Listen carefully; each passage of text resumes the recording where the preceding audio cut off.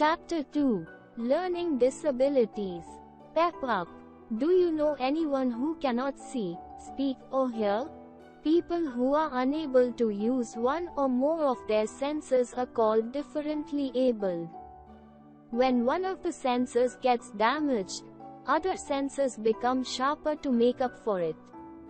A person who is blind cannot see, but her other senses become so strong that she can easily recognize things, people with smell or by touching and feeling.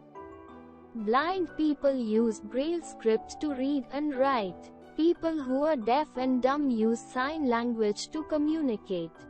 Braille script, sign language, care for differently abled people.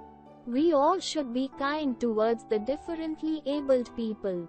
We should be helpful to them. Our government has provided certain facilities for such people. News for people who cannot hear is telecast by the national channel in sign language which they can understand. Ramps are made at railway stations, metro stations and shopping malls for people who use wheelchairs.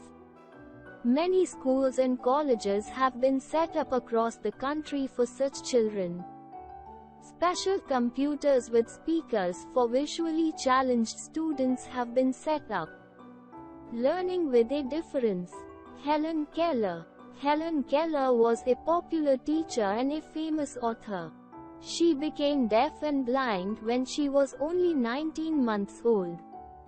When Helen Keller was 6 years old, her parents learned about the Perkins Institution for the Blind in Boston. They asked for a teacher to come and help Helen. The school sent a 20-year-old girl, Annie Sullivan, who was barely sighted herself. In 1 month, she taught Helen what a word is and that everything has a name. Helen was a brilliant student.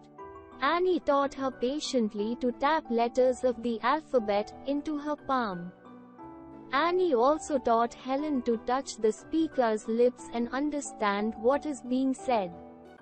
At 20, Helen entered Radcliffe College. Annie tapped the lectures into her hand. Helen learned Braille and used a special typewriter. In 1904, Helen graduated with honors. She traveled around the globe lecturing and raising funds for the differently abled people. Stephen Hawking. Stephen Hawking suffers from nervous disorder. He is unable to speak and move. Today, he is considered as the greatest scientist. He works using a wheelchair equipped with a computer. So, we should remember that, where there is a will, there is a way. Let's recapitulate.